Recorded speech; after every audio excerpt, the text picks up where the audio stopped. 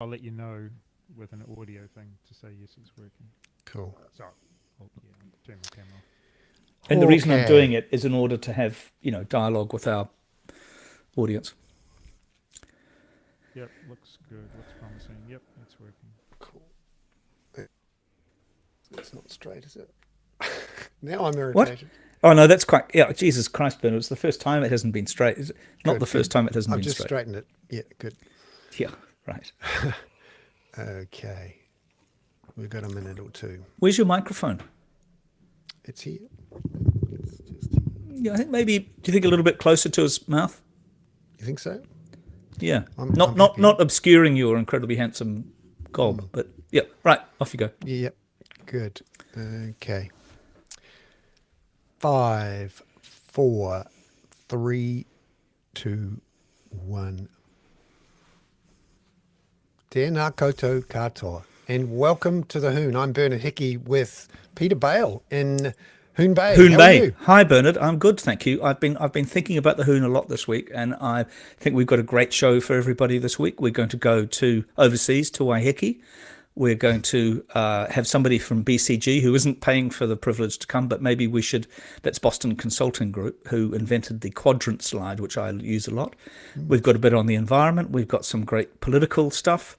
And I suspect you're going to slip from solutions journalism straight into the horse race There will be because of some the horse race polls. stuff, but actually, we obviously have Josie Pagani on at the end of the show, and she's talking quite a bit about big ideas and actually proposing changing. And it's good that we're getting away from who can sneak into power with the lowest target.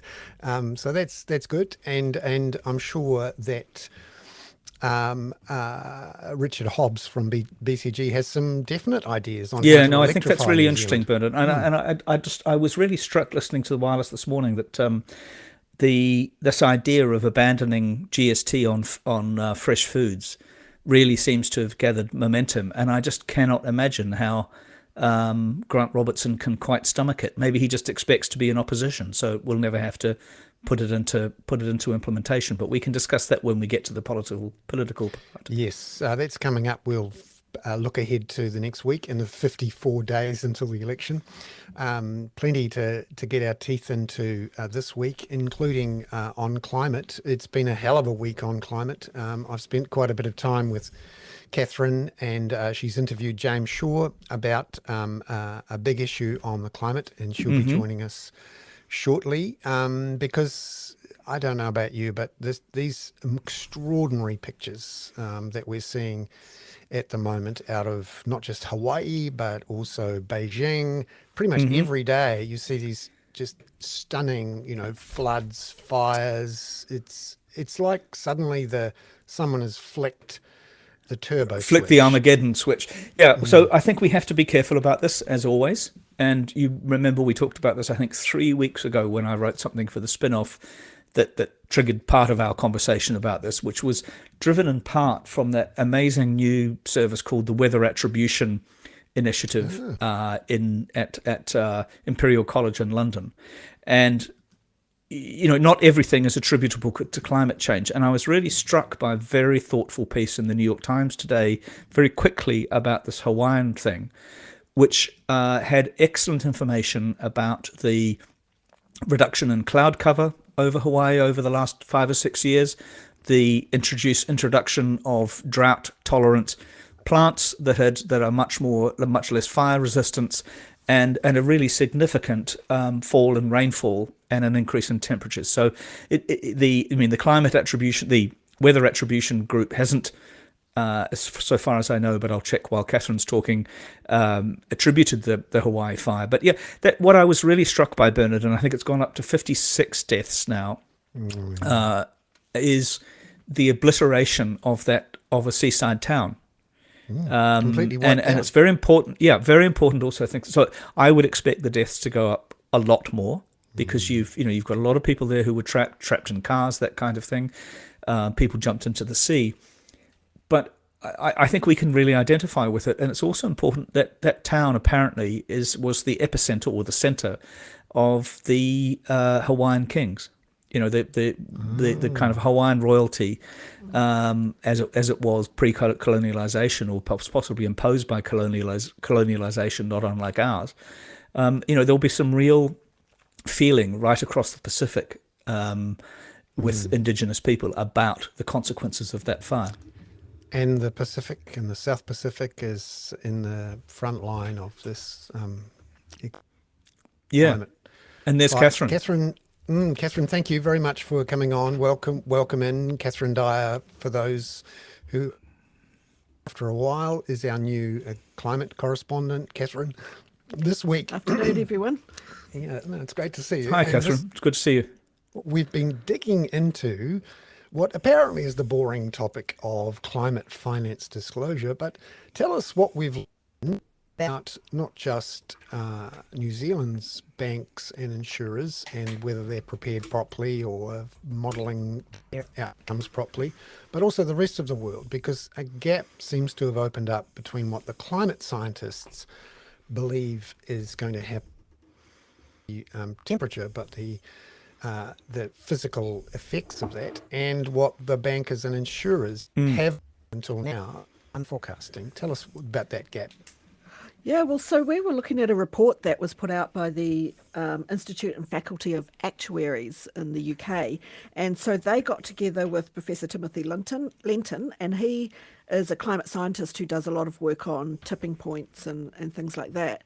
So they got together with him and they had a look at some of the modelling scenarios, so the climate modelling scenarios that have been used in the finance industry, and came to the conclusion that they are really significantly underestimating climate risk.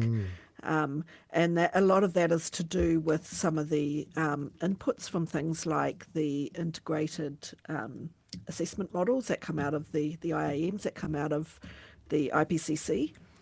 And so, and that's where you get that that kind of difference between what climate scientists are saying the physical risks are, and the models that they do that look at the ecosystem and the Earth system and how that operates, and some of the economic models that look at the social and economic impacts.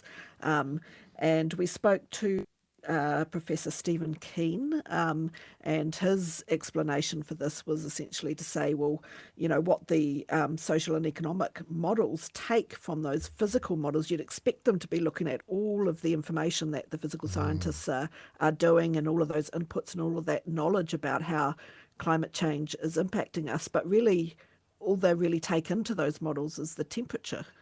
And then they make up their own damage functions to figure out. What surprised me out of that was that the banks and insurers were looking at the temperature rises up to 4 degrees and saying, oh, this might not be too damaging. In fact, there's actually some good things about a slightly higher temperature, which we now know as the temperature gets higher, almost exponentially, the extremity and the frequency of the huge climate events becomes more intense, and as we've already seen in the last 2 weeks. Bernard, is it fair, and damaging. Catherine, you could respond, is it fair to lump the bankers and the insurers into one? Because my perception was that the actuaries and the bank and the insurers have been way ahead of this. And it's the bankers who have, the insurers have commitments to fossil fuel people, which will, which is about liability. But they're not investors in fossil fuel as such. The insurers are also, their actuarial work is very advanced. Well, one of the things we found, we started looking exactly at, what are New Zealand banks and financial institutions going to be doing under the new climate risk disclosure regime. And so they're looking at an approach which is based on what they call scenario analysis, where they do kind of rich narrative storylines, and they look at what are some plausible things that could happen based on what we know about climate change, and what impact would that have on us, which is all, that's all very, very, best practice and forward thinking and all that sort of thing. But even within that, when they start trying to quantify those impacts, and they start drawing on some of even the international best practice models for quantifying those effects, you're still actually seeing this climate risk, the underestimation of risk is kind of coming in through that path. And we're at in the story where the rubber hits the road, where suddenly, if your models are wrong, you're being whacked with big financial costs now when these storms come through. And we've seen it in the last 5 or so years, to the point where some of the reinsurers are looking to pull out of entire countries and markets. And we've seen in the United States, for example, Farmers Insurance and a couple of the other really big mutual big insurers in Florida and California on both flood and storm risk and wildfire risk have pulled out completely from those markets. You've seen the company that AIG, the insurer that used to be the sponsor of the All Blacks, it has pulled out of insuring cars and houses. Going to stick to life insurance because Really, not in New Zealand yet, I presume, because they own at least 4 of the big brands in New Zealand, don't they, Bernard? this is different. This is AIG as opposed to IAG. I do apologise then. No, that's right. No, Wrong acronym. And so AIG. how far are we away then, Bernard or Catherine, from floodplain or coastal property in New Zealand being uninsurable? Not just ones where your geotech report makes it uninsurable, which was true of one that I looked at a few years ago, but generally, are we going to become uninsurable in certain areas, do you think? I mean, I think it's probably inevitable that we will do at some point, but predicting when exactly that's going to be is a job for the actuaries, I guess. What we're seeing, though, is we're at that point now where the insurers are very seriously looking at the detailed maps, as you suggested, Peter. With the flood maps that you can get with the LIMS, the land information memorandums. There are now online flood maps which are updated with the new climate forecasts, which bring in the bigger events, the 1 in 200 year type events. And we know from the research that the Reserve Bank has started to pull together, and what the banks are starting to understand, that in Auckland, for example, up to a third of properties are at risk in some form or another.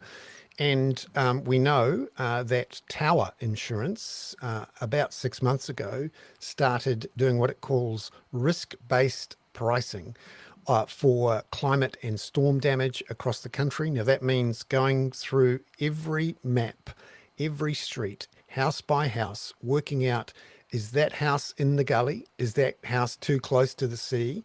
Is that gully, has that been subject to a really bad storm lately? How deep does the silt get? Is the house high enough? All of those sort of very detailed bits of information, whereas previously insurers have taken a blanket approach, saying, well, if you're in the North Island, you're this, if you're in the South Island, you're that, because that's how the reinsurers saw it. But New Zealand is now, particularly after Gabrielle, being reassessed by the reinsurers. Tower is the first to go in with risk-based pricing. But yesterday, Suncorp, the Australian-based insurer which owns Vero and AA Insurance, announced that they too are going to risk-based pricing. And the CEO said that this was likely to mean that premiums would go up by 20%. And the only one left now is, as you suggested, Peter, IAG, which owns State and AMI and a few others. And what we're at now is the point where the dominant player in the market, which is IAG, has more than 60% of the home and content and car insurance market. When it flips, that is going to be a sort of a macroeconomic event in terms of A, pushing up premiums across the country, and B, forcing everyone to think about what this means for their property. Because remember, when your property is uninsured, it immediately becomes unbankable. And there's a particular problem we have at the moment where insurance contracts are rolled over annually. So every year there's a chance for the insurer to kick you out, basically, or to put up the price so high that you're kicked out. That's once a year. So every year you dread the letter coming through the mail saying, we've decided that you're in the wrong place, and that's it. because the moment that happens, then becomes very difficult to sell your house. Yeah, because there's a everyone's mismatch between the insurance period and your mortgage. Yeah.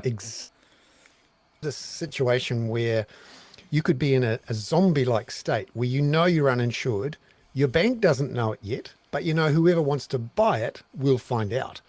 And one of the interesting problems we have is that the banks are not talking to the insurers every year just to check to see if their house is still insured.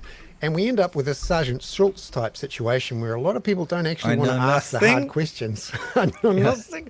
And this is where we Jesus, are. nobody who listens to this podcast is old enough to remember who Hogan's Heroes. Although Hogan's Heroes. I remember it greatly. It was one of my favourite shows when I was growing up.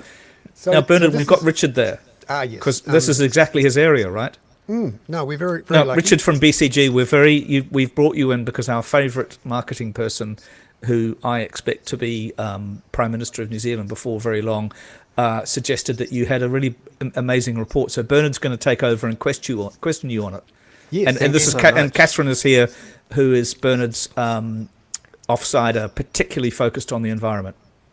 Yeah, thank you very much, Richard, for coming on. And we've just had a good chat with Catherine about some of the gaps that seem to be opening up in the modelling between banks and insurers and what the climate scientists are saying will be the potential damage of rising temperatures.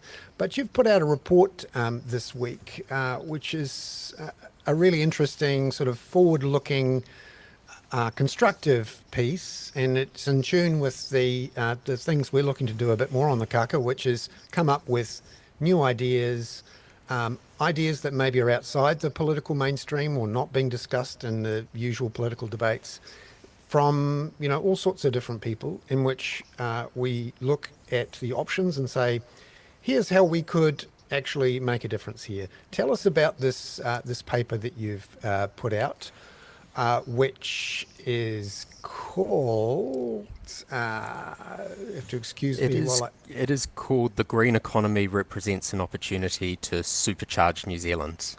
Exactly. So supercharging New Zealand, the sorts of things that we can do. And I think it's particularly relevant this week with the launch of Rewiring Aotearoa, which is the New Zealand version of Rewiring Australia and the UK, set up by Saul Griffiths, the guy who helped flip the Green New Deal into the Inflation Reduction Act. Can you tell us about the ideas you've got on, electrifying New Zealand? Yes, absolutely. So, well, thank you so much for having me on the podcast today. And the idea of this paper was really around, we'd done a bit of work last year looking at the 10 actions to accelerate New Zealand towards net zero. And that was how really focus on what are the lowest cost ways that we could transition the economy to net zero, and how could we accelerate that journey. We then, towards the end of last year, released a piece called The Future is Electric, which was a decarbonisation roadmap for the whole energy sector, where electrification was at the heart of accelerating the decarbonisation there. And in this report, we sort of looked at it and we thought, well, what if we took a different lens on this issue? What if we said this is not all about just looking at what is the least cost way to do things? What if there is a green growth opportunity here? What if we look at it, and as BCG we identified that the green economy globally will be worth $9.4 trillion New Zealand a year by 2030, so triple from the point today. How well is New Zealand placed in terms of that from a competitive advantage perspective, and how could it capitalise on some of these opportunities? So what sort of things could we do that would put us ahead and I assume grow the economy? I'll come in with a degrowth question in a minute. Yes. So I mean, the focus really is on helping to grow the economy. There are five main areas. So the first is ecotourism. It's delivering tourism through more environmentally sustainable travel and tourism experiences. Sustainable construction, so more sustainable homes, buildings and infrastructure, particularly leveraging our strong position in wood and biogenic building materials. Low carbon energy system, that's clearly capitalizing on our highly renewable electricity base to attract low carbon industry and accelerate the transition to net zero through electrification. Sustainable food production, so this is really around world-leading sustainable food and aggressive investment in R&D to reduce methane emissions on farms. And green consumer products, how can we think about developing premium retail products with lower environmental impacts? Could I Gosh, just Richard, ask may I ask you a question, Bernard? Because Yes, just go forgive for me, it. but Richard, that seems to be remarkably close to the pure New Zealand strategy that was for tourism some years ago. Right. And therefore, that just seems remarkable. I mean, having the whole hydro position in New Zealand, geothermal power. I don't hear what you've just said from New Zealand politicians, and yet that does sound like a really excellent set of alternatives. Sorry, Bernard. So answer that, Richard, and then Bernard, Dad will take over. Yeah, nice. No, it's a really, it's a significant opportunity for the country. And actually, it's quite there are areas of this which, we're looking at going, this could be, there are some threats in this. I mean, you look at New Zealand, how far away it is from the rest of the world. You look at this trend around the premiumization of travel, people willing to spend more on premium travel experiences, which are linked in some instances to more sustainable travel. And that's a good thing. But then on the flip side, you look at it and you go, these carbon miles, that could be quite, looking out 30 years. Quite a negative, yeah. Quite a negative. And so we've got to really think about sustainable aviation fuels and other technologies and how we can continue to support the economy through this transition. Richard, one of the things that is crucial at the heart of this is how do we electrify everything, and how do we create the networks and the renewable generation to do it? And one of the struggles I can see us having, and having had for a decade or so, is the status quo, invested assets problem. If you own an asset which is going to be made less valuable or redundant by this big shift, you understandably fight to keep it. And one of the problems we have at the moment is two key sources of uncertainty about investment. Firstly, no one's quite sure what Rio Tinto wants to do with TI Point. That's 14% of our electricity, and it's all renewable down the bottom of the South Island. We now know we can bring it into the grid, but those people who own the power to it are understandably reluctant to invest in huge amounts of new supply until they know whether or not TY Point will stay or go, or if it does go, whether it's replaced by something else, possibly hydrogen. And then secondly, we've got this dry year problem where the government has talked about maybe bringing in a big battery like Lake Onslow or other types of hybrid batteries. And if you're thinking of building a $500 million wind farm or a $200 million solar farm, and you're not quite sure where you're going to put it, how it's going to be dealt with in the dry years, whether or not it's going to be outcompeted by the TY Point aluminium being dumped on the market, how are we going to get past these existing players with their existing profit motives and rules? How are we going to get past that to actually just absolutely swamp the country with new generation, new electricity networks? Because otherwise it's not going to happen, is it? Yeah, absolutely. So there's a lot in that to unpack, by the way. Sorry. No, it's great. Question. No, these are great. No, they're great questions. So the first thing I'd say is there's always uncertainty in markets. And there are some uncertainty factors that are larger than others, and you've just pointed out a couple of them around TY Point, etc. I think, it looks like the situation there is probably firming up a bit more for the positive. Like, at least if you look at sort of the position of that facility and the cash flows, it's probably in a better position than it was when it was, talking about a different alternative pathway a few years ago. So that's positive in 2020.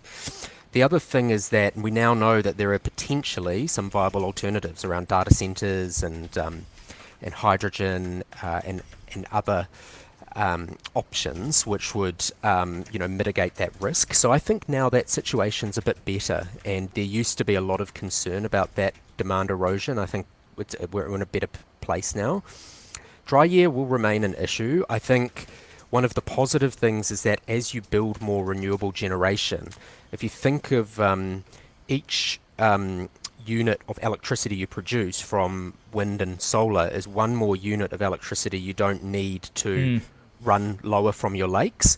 So a really good analogy is that solar and wind are like virtual rain. And as we build more and more of the solar and wind, we can actually be in a better position from our modelling, what we found in the Future is Electric, actually in a bit of a better position to manage our dry year situation, at least with a modest and a very modest amount of thermal generation in there. If you want to get to 100%, it's a different question. Catherine, you and I have been talking in the last few weeks about this increasingly topical and frankly uncomfortable idea of degrowth. Richard, you've talked a pretty positive story here about bringing in new technology, new industries, expansion. It sounds quite exciting, but Catherine, what's your views on degrowth and whether this outlook can actually match? I'd just say, like, there was a paper that came out just recently in Nature Sustainability, which looked at climate policy researchers, so looking more at the academic world, and they found that something like 85% of climate policy researchers in the OECD are highly sceptical of green growth as a proposition for the future. And particularly people in social sciences, which is my background, are highly, 85% are highly sceptical of green growth. My view would be, in order to, the amount of decarbonisation that we require over the next 20, 30 years is a hell of a lot steeper than people are really seriously grappling with. And it really requires a wholesale shift in where you put your productive capacity. And so, just to build out the infrastructure, the public infrastructure that we support that, you're going to have to switch all of your productive capacity to there. And that means taking it away from the sort of things that produce private luxury. So the big SUVs, the giant houses, the flights all over, you've got to take all of that and shift it into, if you're serious about doing this, you have to put all of that productive capacity into building your public infrastructure, or none of that becomes possible. And if you don't do that, then your future world, you end up really focusing a lot more on increasing debt in order to keep up with economic growth, more crime, more war, basically the hell in a handbasket scenario. On that view, I would say, we really need to start talking about a post-growth world as opposed to a green growth Catherine, world. or sorry, Richard, would you answer that, and then I would like to interject on this, because this is a very interesting point. So, firstly, there are as well, I think, other kind of interesting social overlays of, is it actually feasible for society to hold together in a world of degrowth, and would potentially destabilization caused under that economic system actually lead to counterproductive shifts in terms of compromising our potential to advance technologies, etc. And that's, I think, a really interesting point. And that's the thing. I would use a lot of governments over centuries have essentially used growth as their way to manage change. They've effectively said, we can share the fruits of growth with you to avoid us having a fight over who owns the last bit of growth that we created. Yes, and then we have to look at these we have to look back at different issues and environmental issues that we may have solved in some ways and say, are they similar to what they are today? So you can imagine in the 1800s in London, where I think you had about 1 million people living there, and it was a cesspit. You had that you look at the videos, there's smog everywhere, the rivers are just completely laden with not good things from people, and essentially it is and there's poor sanitation and there's disease, and people were saying at the time, and Malthus was saying, and with the Malthusian angle of like, there's just no way we could have even one more person here. You know, we need to get this down to 500,000 or less for this to be sustainable. Fast forward now, when you walk through London and you've got multiples of that in terms of people, there isn't smog, there isn't human effluent running through streams.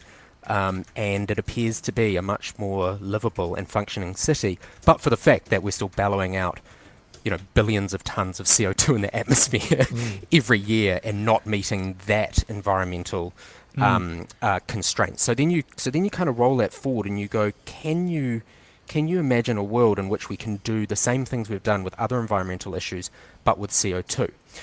And then you look at countries that may be like the UK, who've probably gone really hard on this agenda, and you go, okay, they've probably reduced their emissions now to the point where coal is at the lowest level for about a century. CO2 is maybe about 40% lower than it was, 30 to 40% lower than it was in 1990, but the economy in that time has grown roughly about 40, 50%. But globally, I mean, globally CO2. Part of the reason. So part of the reason. Sorry, no, let Catherine come in, Bernard. Just, Yeah, sorry. Catherine, sorry. Yeah. I just think you. Sorry, Bernard. I'm not meaning to interrupt you, but I just think Catherine's got a different view. Yep. Cool. Yeah, I would say Certainly from globally, burning of coal is higher than it's ever been. Globally, CO2 is higher than it's ever been. A lot of the pollution that used to trouble London has just relocated To China, yeah, To different areas. yeah. Yeah, they still have much better ways of. Yeah, we still have better ways of managing it. There's through very flu- little evidence yeah, that you can decouple emissions and pollution from economic growth at any kind of scalable level in the next 30 to 50 years. And I wonder too whether, Richard, we've had a lot of talk about how technology can effectively solve our way out of this problem. We become much more efficient with our use of energy.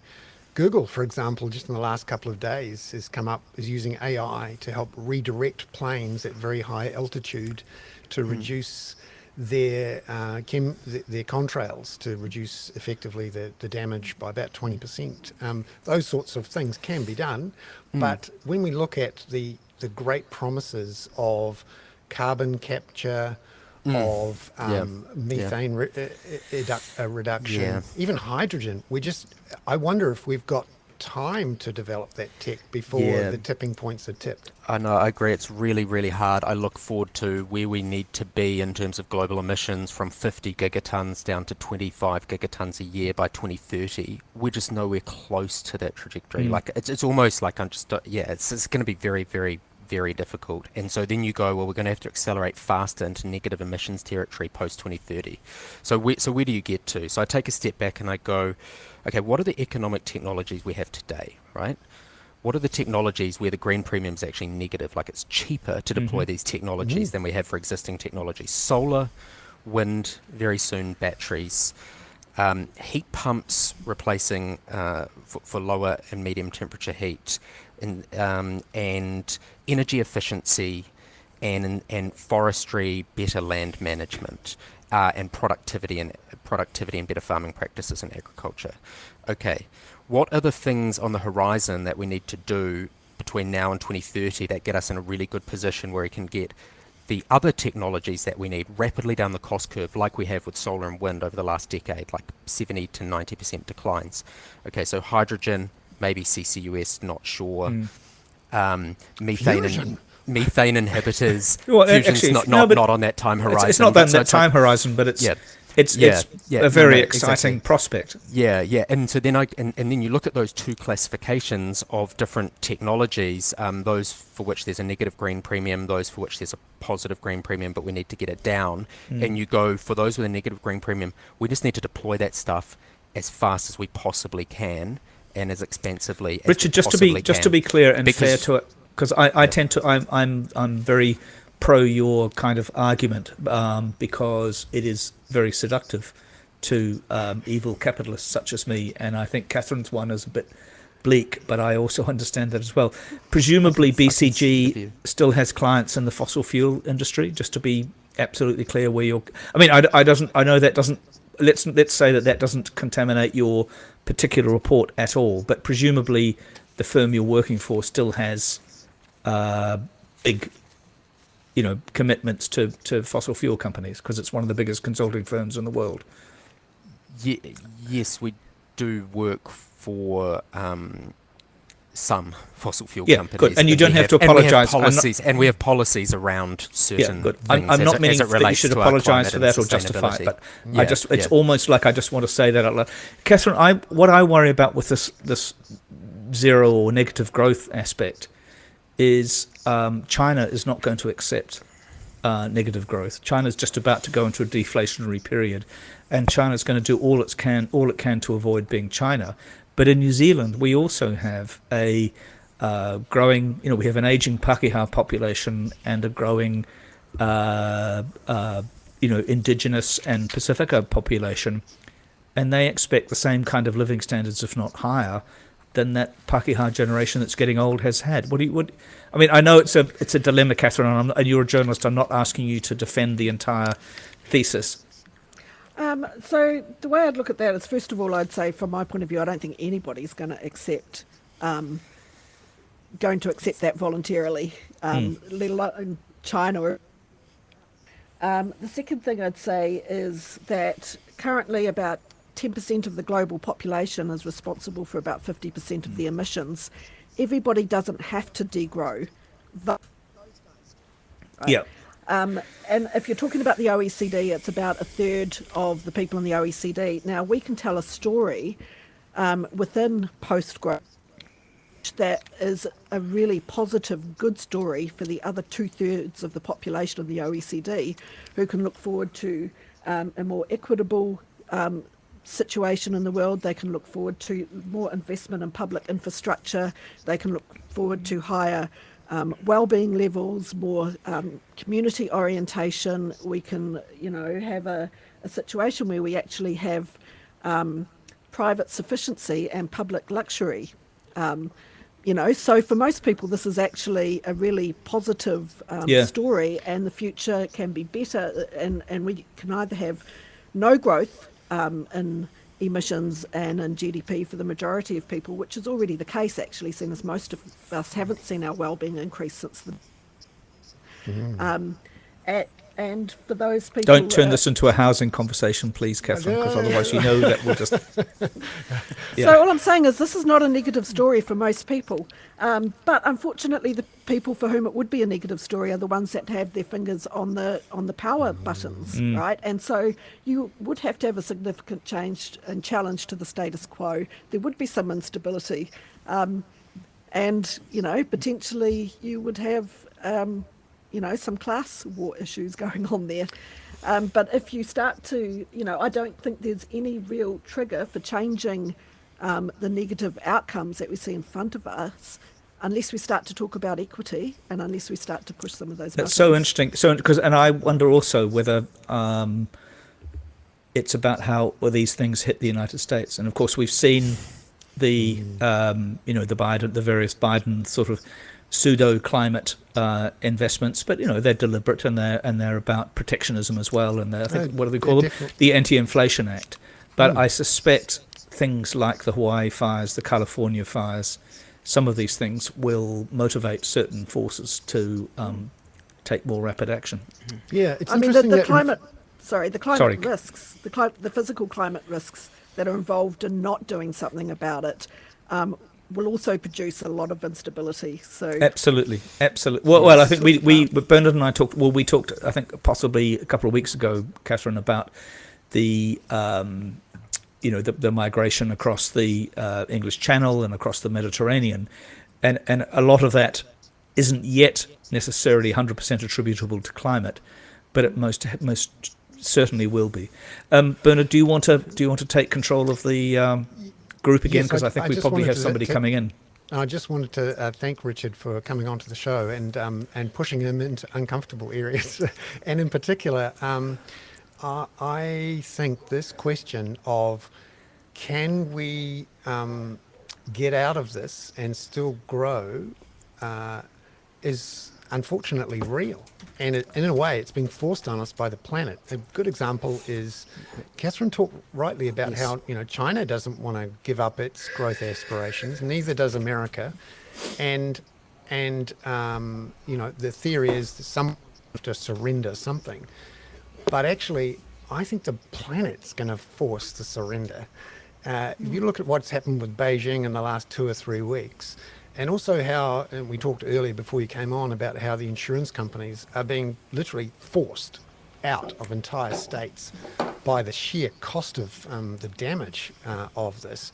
We may not be choosing to degrow. We may be forced to degrow by the planet, not some sort of army or some sort of UN body or anything, which is sort of sobering. Richard and Catherine, so thank you so much. Thank you coming so on to much, the show. Richard. That was really kind of Lovely. you. And sorry for asking you that slightly curly one. I just wanted to put it in there slightly as and I know your report is not influenced by that. So thank you so much. Great. Thank you so much. Nice to Cheers. meet you, Thanks. Richard. And we'll talk Thanks, through our nice to mutual meet you. friend, I think. Thank you. Thank you. Yes. Bye. Well, welcome to the show to Carmen Parahi. Peter, we wanted to, What? to bring You're Carmen in, and- tongue-tied, Bernard. That's not like you. That's right. We wanted to bring you together to talk about something amazing. So, Kia ora, Carmen, I hope you realise that this is one of the most important podcasts in New Zealand. Well, the Kaka, Bernard's Substack is extremely important. And we have this lovely audience of, often we get about 100 people on, and they take great interest in it and attention to it, and are highly critical as well. Now, one of the reasons I wanted to have you on is that you and I took part in something that you organised this week, which you called Te Matauro, Te Matarao. I'm sorry, I mispronounced that. And it was a gathering of most of the news organisations in New Zealand. I'm just trying to think of who wasn't there. I don't think Sean, what's his name, was there.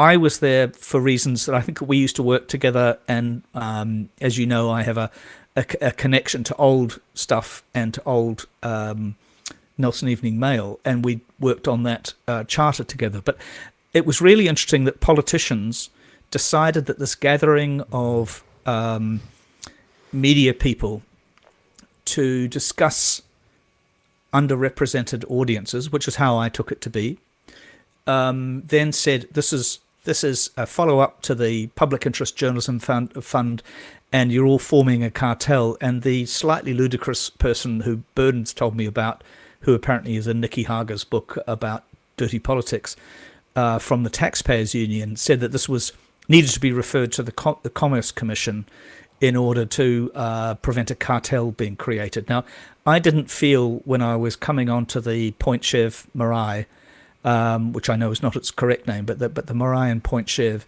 that I was joining some sort of commercial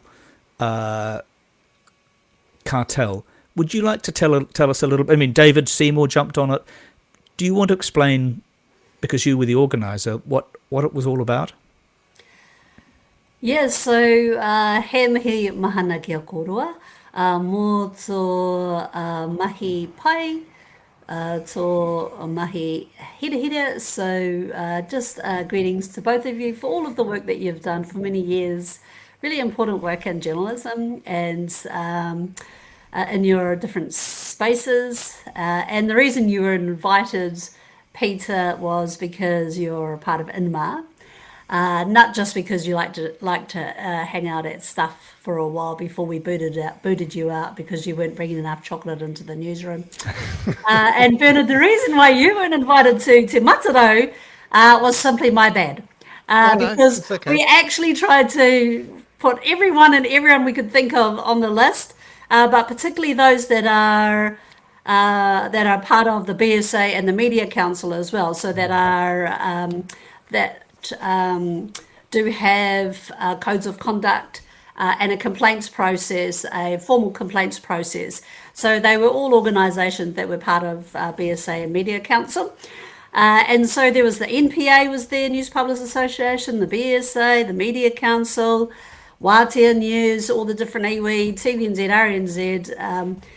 And it was simply about how we could improve representation of Māori and marginalised communities in Aotearoa, New Zealand.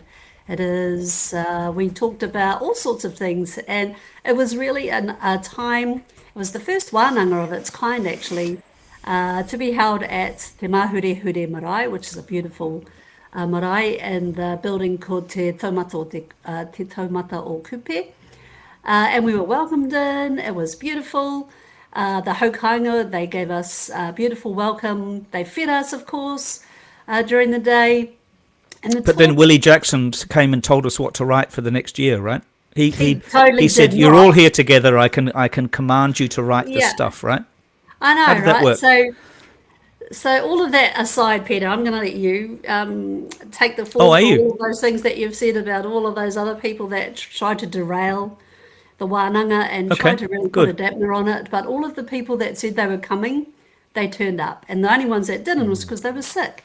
And so it didn't stop them from coming because we knew we were there simply to learn from each other, to actually take stock. Because you know what? I just want to say that our representation of Māori and underrepresented communities has improved across the board, across all media.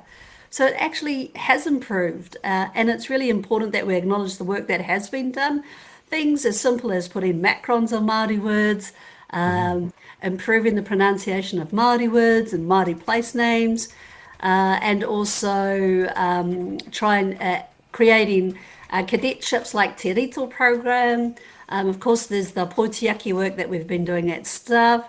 But there's just so many people that are trying to do good work because as journalists, we're very fair-minded people. We actually really want to tell great stories of everyone that's in Aotearoa, New Zealand. And by actually focusing on Māori and underrepresented communities, it actually provides us all an opportunity where we're not doing a lot of reporting, or we're not, or we may be misrepresenting the voices of those of our underrepresented communities. That actually provides scope and opportunity for us to grow relationships, find beautiful stories, and find ways to connect with all our different communities. Because you guys both know that our demographics in Aotearoa, New Zealand are changing. And if we don't keep up with our growing demographics and the changes in the generations that are coming after us, because us three, we're like heading towards the door of Yeah. retirement and moving away from the industry. And the young ones that are coming through, our rangisahi, they've got totally different expectations around how we behave as media. And so on all of those different things, we just asked everyone to come together and to consider and to share, right? To share some ideas about what people have been doing in their own businesses and organizations, and what we can learn from each other, and any little takeaways, any ideas people wanted to throw down on the floor as well, and to Yeah, just take those away. it was certainly not forming an agreement about future publications, right? Other than we try to be to understand needs to be more open. I thought that was brilliant that you said to me, I'll handle the David Seymour side of things and the various people who piled on. Carmen, I've asked the audience who are watching us through YouTube to for some questions, and there are a couple, but maybe you could just explain your role at Stuff at Poitiaki and how that Yes, came about, yes. just briefly. Yes, so briefly, 3 years ago, we started a program called Poitiaki Guard Post, and it is our anti-discrimination fair representation strategy. So it is understanding discrimination in our practices, if there are any, and being aware of them, and also how we can, and fair representation, which is equitable representation. So it was an acknowledgement that we had been underrepresenting Māori, and that we had perhaps been misrepresenting Māori, talking about Māori but not actually including them in stories. And when you think about it as journalists, that's actually not good journalism, because we all know, like 5Ws in the H, if you talk about someone, you actually have to give them the right of reply. And too often we would talk about Māori but not actually give Māori the right of reply. So it's those simple things that we forget. So it's back to basics journalism, really good, just excellence in journalism, and also getting those stories from all our different communities. And so the work was Māori focused at first, But through Manaakitanga, we expanded it to include all communities, so that Yeah, it I thought included that was one our- of the best things this week, Carmen, at the event. Forgive me for interrupting me, Yes. but we have some of the most powerful representations there, or powerful reminders there, were disabled people, were non-Maori people, and I thought, Yes. the whole, not which is not to diminish the Maori element of it at all, but it was about thinking inclusively about the people who make up New Zealand now. Can I ask you a couple of the questions that our audience is asking you, and then Bernard wants to talk to you about where news is getting through to young people, to the rangatahi. Ka Is that pai. all right? Yes. So, and forgive me, I will. One of them will be about National Enact, so I will answer that question if you like, if it's easier for you. Yes, that would be nice. Before you start, though, I just wanted to mahi to Bernard, because we have kaka here all the time where I live, and great. you hear them, and they make the worst noise. Not that I'm saying that you So make do we. the worst noise, Bernard, but of all of the birds, they look beautiful, but as soon as they open their mouths, terrible. It's exactly why it's And called the they're kaka. And forever as you know, shredding things. it's coming to an island near you. Things, they dig holes and things. It's great. Yeah. So Richard Jones says, "He mihi nui ki ako Carmen." Ka pai, Richard. So John Irving asks, is she afraid that NACT, which I guess is National ACT, will undo all her good work? And I would say on your behalf, the answer to that is no, because stuff is not responsible to the government. Is that correct? Absolutely. We don't care who's in government. Absolutely do not care, because we will hold every single one of them to account. Good. I would also say for myself, having had to learn a lot about this, that it is very clear that Chris Finlayson, Bill English, Jim Bolger have driven this process of co-governance and the recognition of te tiriti for many, many years, and it is not a Labour thing necessarily. The origins of some of the most critical decisions that we're now facing are in National Party periods. Not only that, they also created whānau order. Yeah. So whānau order is a kaupapa Māori organisation and service, national service, regional and local services. They're kaupapa Māori. They're set up by National and Te Pāti Māori, but they're for all whānau, for all families, whatever culture you're from. That's what whānau order is for. So that again is a national policy. Okay, so just Stephen Smith asks, if Carmen Karat could change one thing about the status quo, what would it be? New Zealand and Māori history. Okay, brilliant. We are also very ignorant. All generations except those that are now in primary school are ignorant unless you've learned yourself about New Zealand and Māori and our colonial history. And if we knew our history, I think half of our issues would disappear Absolutely. overnight. And Because as I we said, would be yeah. yes, because we would be able to contextualize the issues of the day now and provide context around the issues of the day now, because we have history, we have understanding around our colonial systems that were set up, around our Māori history and our New Zealand history. All very important. And I think we forget, Carmen, how deep, like, I'm of a certain age. Some of those ideas that I grew up with about how multiracial we were and how diversity was good and how we were all Kiwis are quite deeply embedded, and they require a much deeper understanding and reading of all sorts of people to understand that. So let me just combine one question before Bernard takes it over, which is, I'm combining a couple into two here, which is how was the disability sector represented at the Hui, and sort of how were all these other people brought together? Forgive me. Yes. Bernard, you take over after this. Yes, so Te Matarau, the wānanga, was always about community, news leaders, as well as academics from all the journalism training schools. So community was invited, and Chris Ford from Media as Allies, he was there. And others actually as well from D-List, so curative agency who created D-List, they were all there too. And they all spoke to us about understanding disabled people and their views and their perspectives.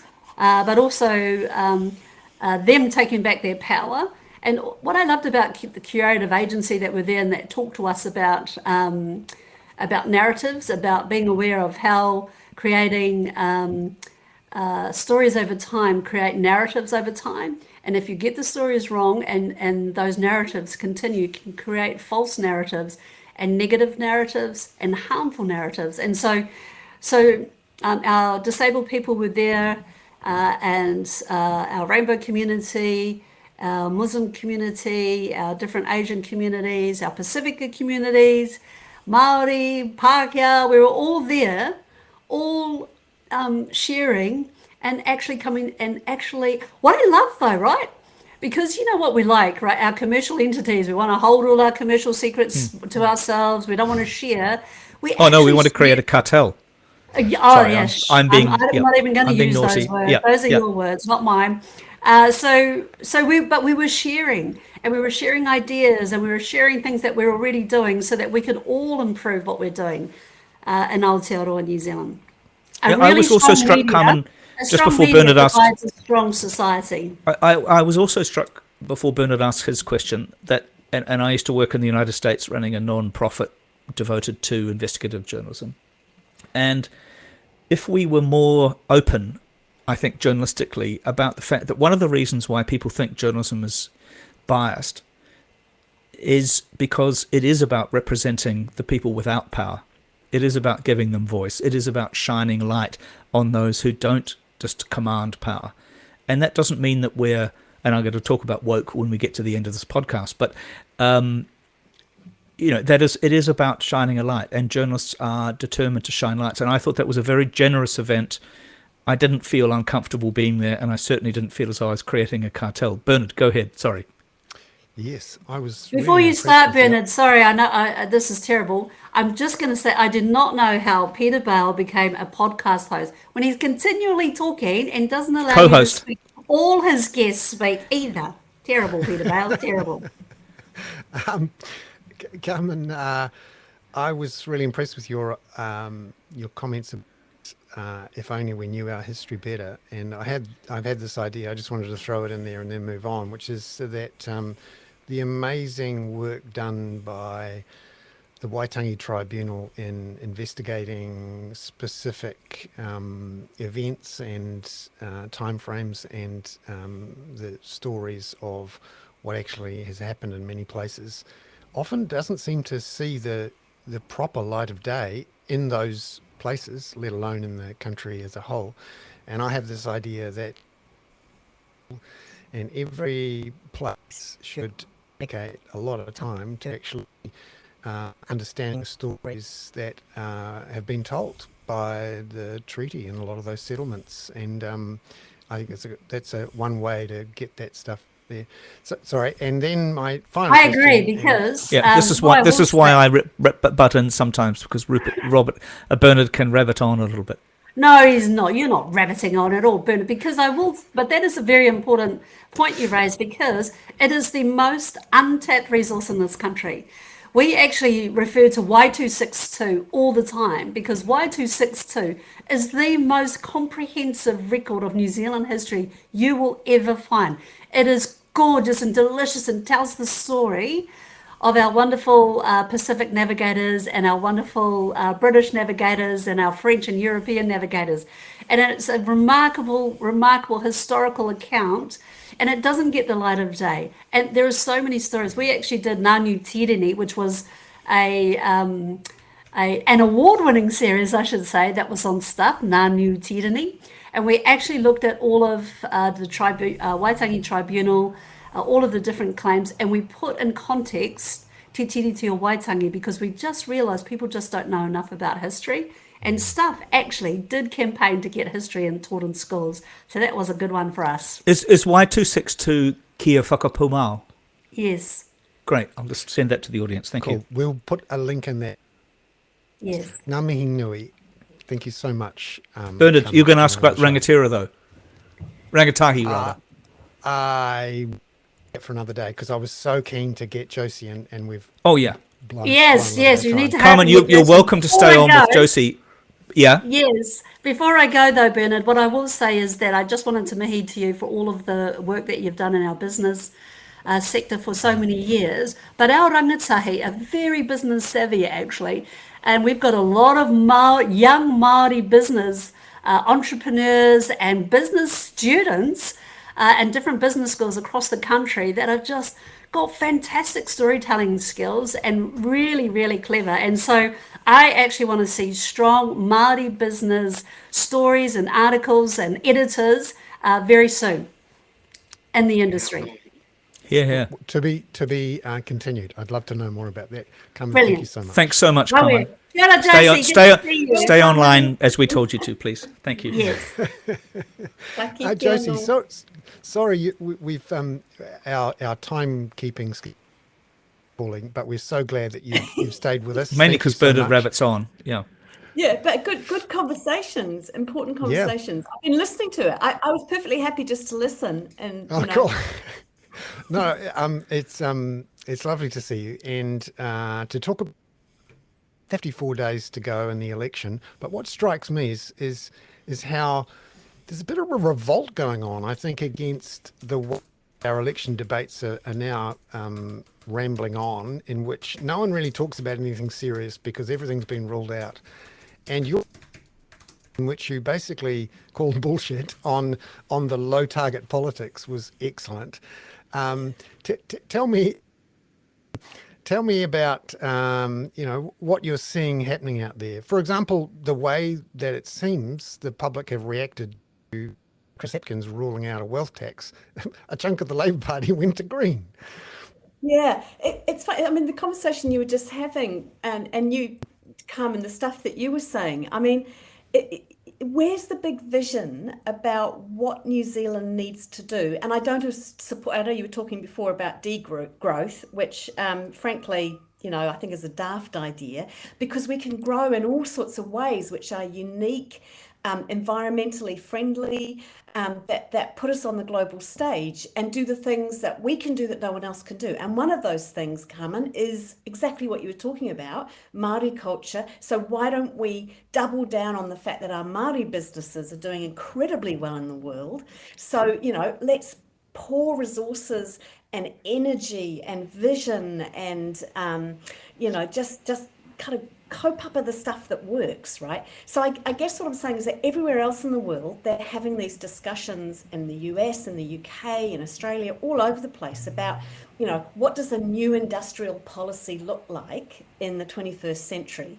So in the US, you've got Bidenomics talking about, onshoring, friendshoring, bringing manufacturing jobs back. So not the manufacturing jobs of the 1950s, but, jobs built around green energy, around semiconductors and so on.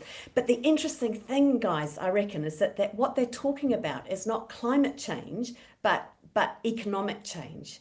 And so that they're putting people in the middle of our discussions about, what we do about the climate.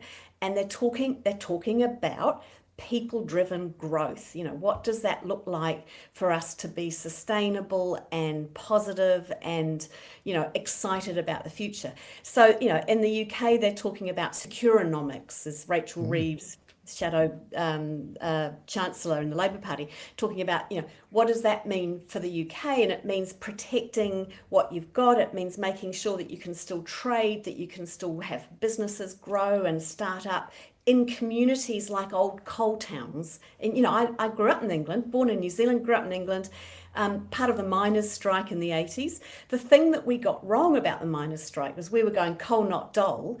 What we should have been saying is put the job before the coal. If you're going to stop doing coal, actually turns out that's a good thing. What do you put in those communities in its place? And the Biden administration calls this place-based economics. In other words, for New Zealand, what do we do to grow the north, the east coast, the places that have just been abandoned by subsequent governments, and there's been small attempts at regional development. And yes, that's going to involve roads, it's going to involve public transport, it's going to involve big ideas, it's going to involve culture and art and just how do we buzz? Because we Are you standing this year, Josie? No, Peter, no one likes me. I've alienated myself. I do, from my and own I would absolutely vote for you. I mean, there was somebody else who we know, who Bernard and I know, who I'm determined to vote for, but she's a little younger than you. I'd definitely vote for you. How dare you, Peter? How dare you? Josie, this is you're identifying enthusiasm and a vision in the political debates overseas that we seem to have lost here. There's like this anti-vision thing. Helen quite good at it, where she said, "We're sick of big visions. We just want to manage things as they are. We don't want any big more changes." Whereas overseas, as you point out, the Inflation Reduction Act, Joe Biden has effectively flipped the whole debate about climate change and spending on green projects on its head by simply saying to the Republican states, by the way, it's the Republican states who are most enthusiastic about the Green New Deal stuff that Biden's pushing through. Biden is doing literally tens of trillions of dollars of investment in electrifying America's economy, much more aggressive than here. Chris Hipkins has just cut the subsidies to encourage bringing in electric cars, and those debates are happening at a much faster, more aggressive, desperate level, because often, with the Russian invasion of Ukraine, there's been a galvanization. Everyone in the Northern Hemisphere has gone, finally, oh, look at these storms killing us.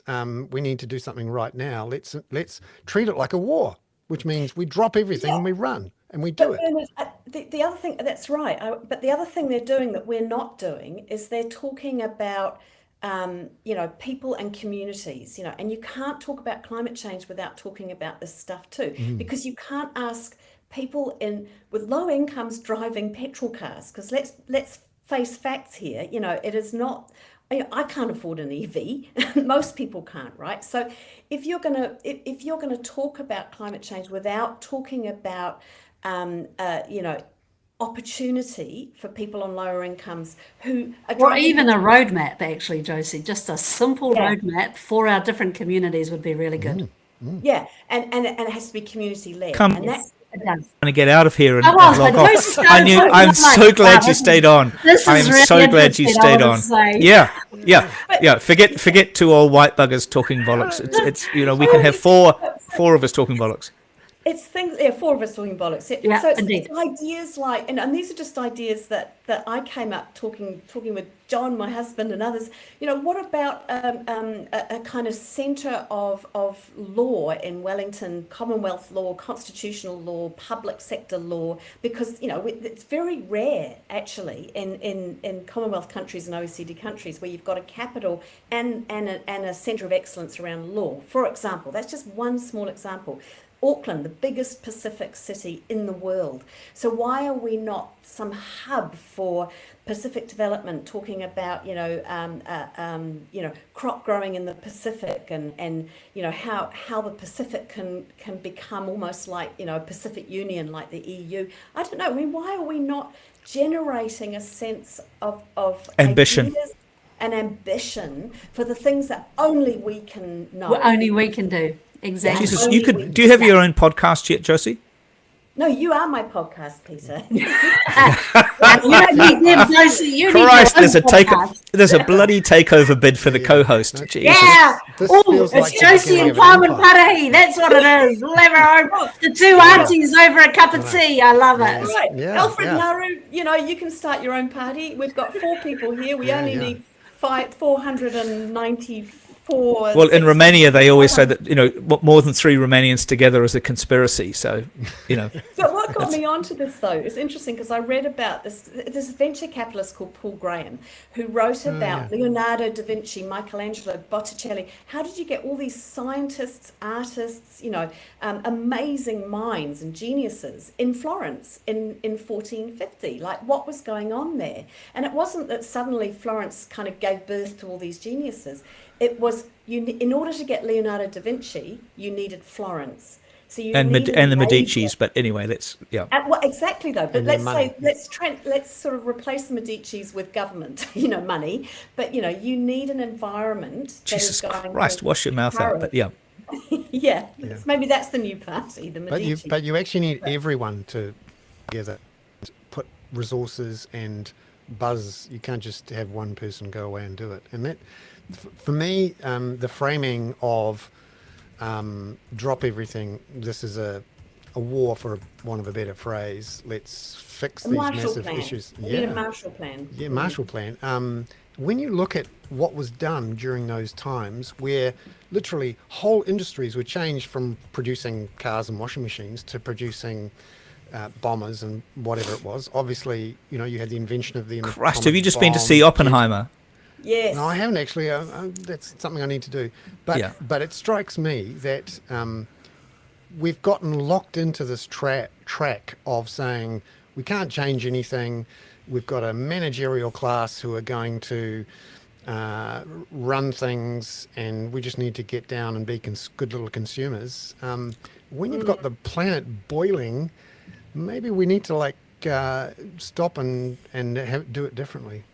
Anyway, I realise at 6:09 I have gone way over time, and Yeah, I our dinner's really appreciate our dinner's that you getting both- cold, Bernard. Yeah, Yeah. I really appreciate that you both came. What a great discussion! Thank I really thank appreciate very you much. both, and also our audience. Also, well, at least the ones who haven't gone off to watch Radio New Zealand, TV New Zealand. But thank you so much, and Carmen, I so appreciate you doing that thing this week and for coming on today. Ka pai. Lovely. Kia See you. pai ngā rā Bye, waka. Josie. Have a good weekend, everyone. Bye. Yeah. Bye. Bye. Thank you, Bernard. Shall we call it quits, or do you want to do a Yes. skateboarding dog? I think that might be it, actually. Okay, all right. I'll see you up the road shortly. Yeah, sure.